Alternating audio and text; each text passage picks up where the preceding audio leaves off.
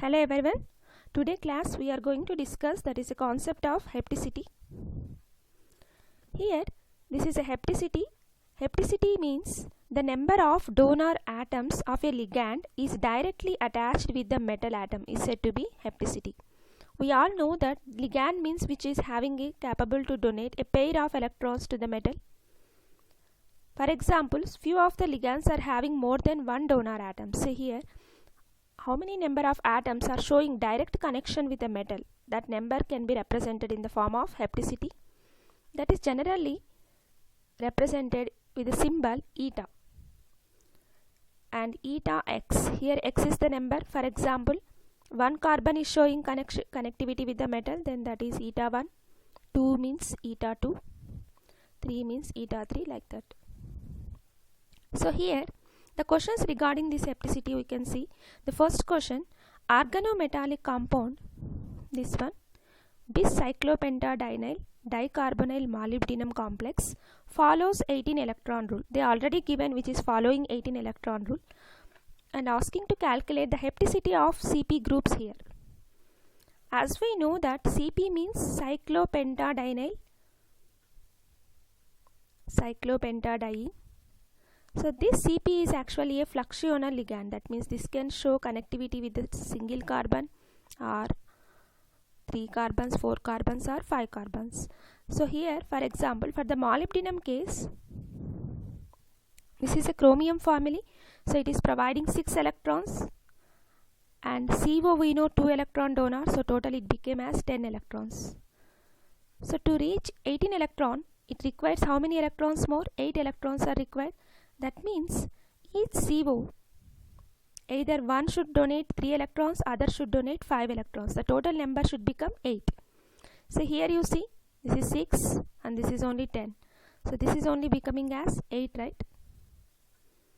That means one of the CP in the molybdenum, one of the CP is going to attach with hapticity 3. You can represent like this, where the 3 carbon atoms are showing direct connection with the molybdenum. In the other CP which is showing eta 5, that means all 5 carbon atoms are directly attached to the molybdenum.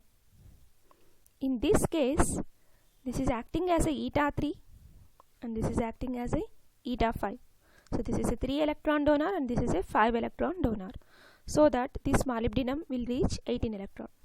So option here you see option B will be the right answer. So come to the next question, that is which of the following beryllium complex is stable. So concept here is same.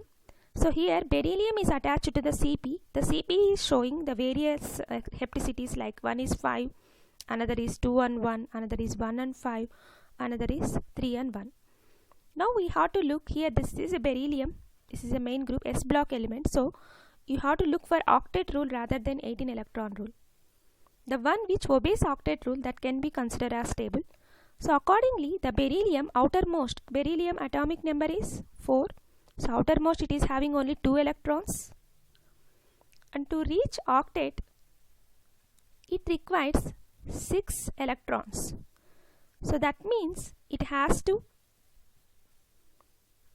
show the hapticity that must be equals to 6. See here, this is a eta 5 CP. The both CP are connecting with eta 5. So total it became as 10. So this will be the not the correct answer. Come to this one, 3 plus 1, then it is only 4. It's also not the correct answer.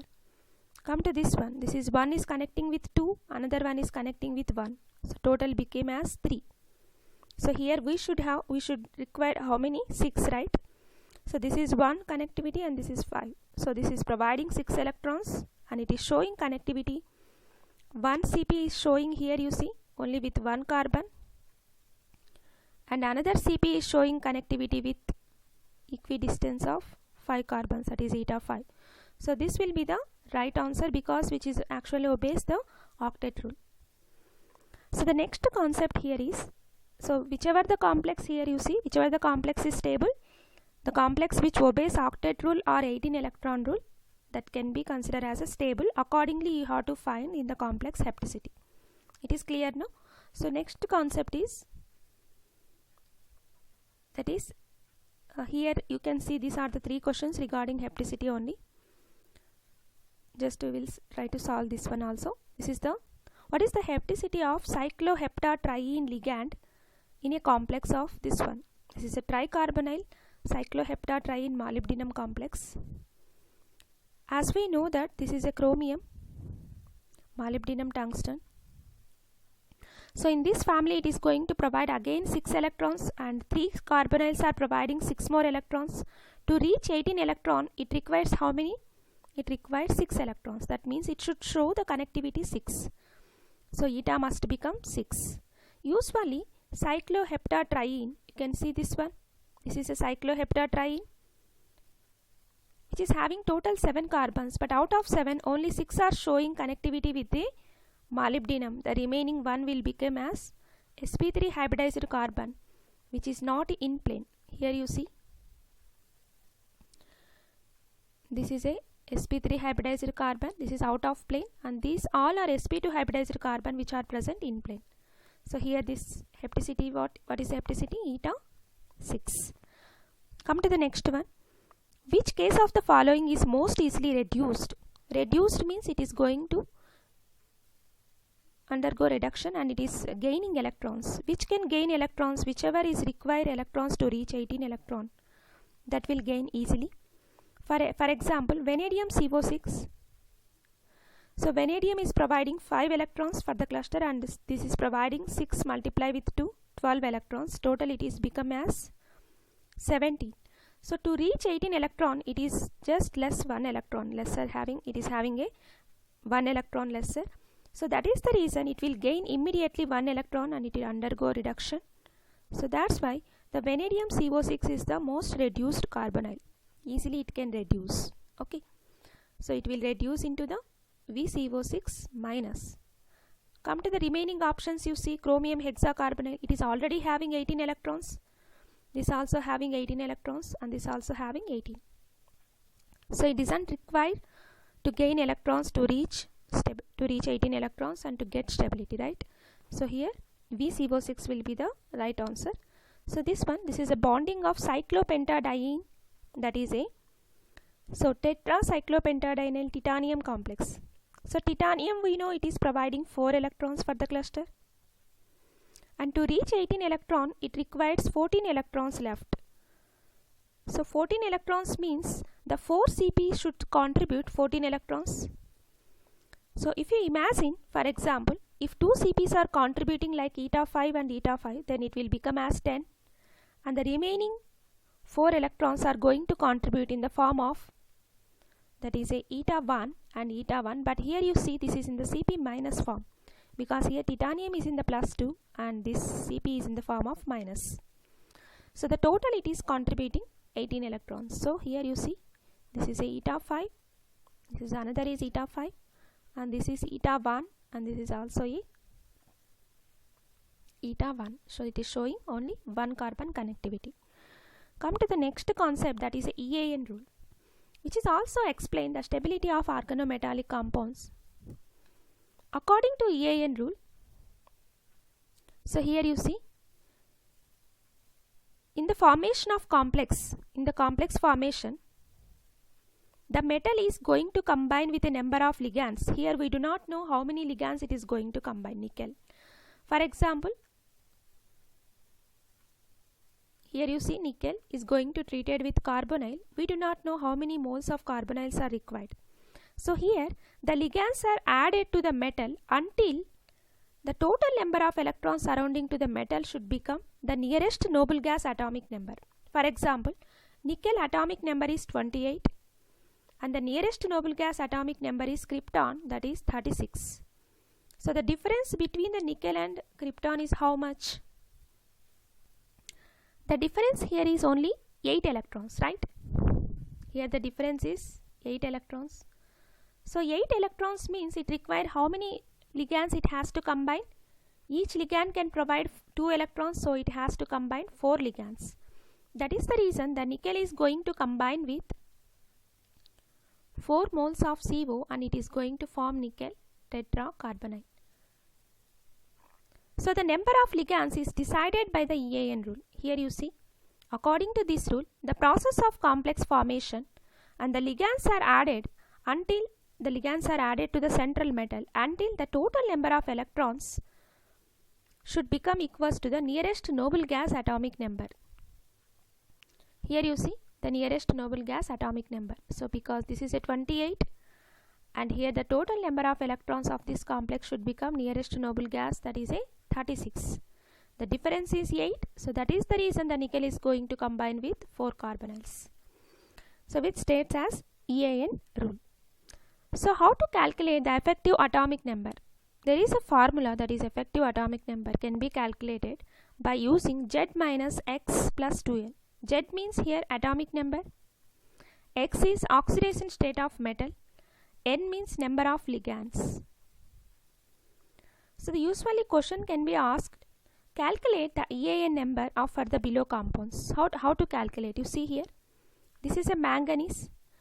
So this is a pentacarbonyl chloromanganese complex. For this, here you see manganese. The formula for EAN is what?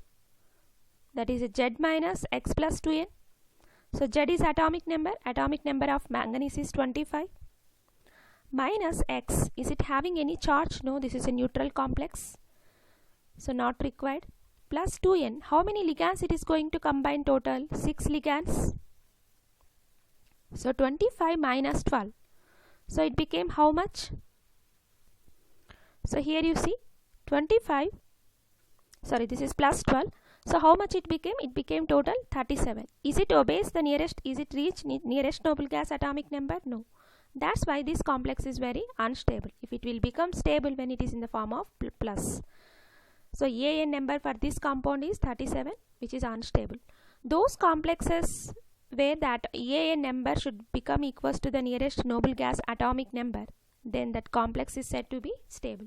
Come to this one. This is Fe2CO9. So in the case of Fe2CO9, this is existing in the form of dimer, right? So here you see, for example, here you see the structure of Fe2CO9.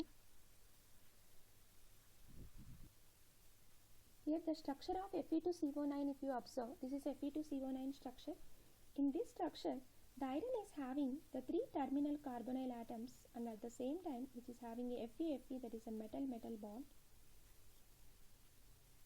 and which is having a 3 bridged carbonyls.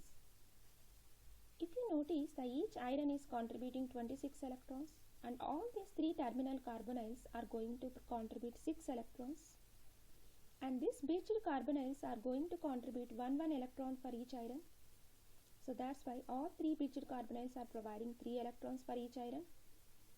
And as we know, metal-metal bond also contribute 1 electron for each iron. So total, if you calculate, that is a 26 plus 4, that is a 10, 3 plus 1, 4 plus 6, 10. So total it became as 36, which is equals to the nearest noble gas krypton atomic number.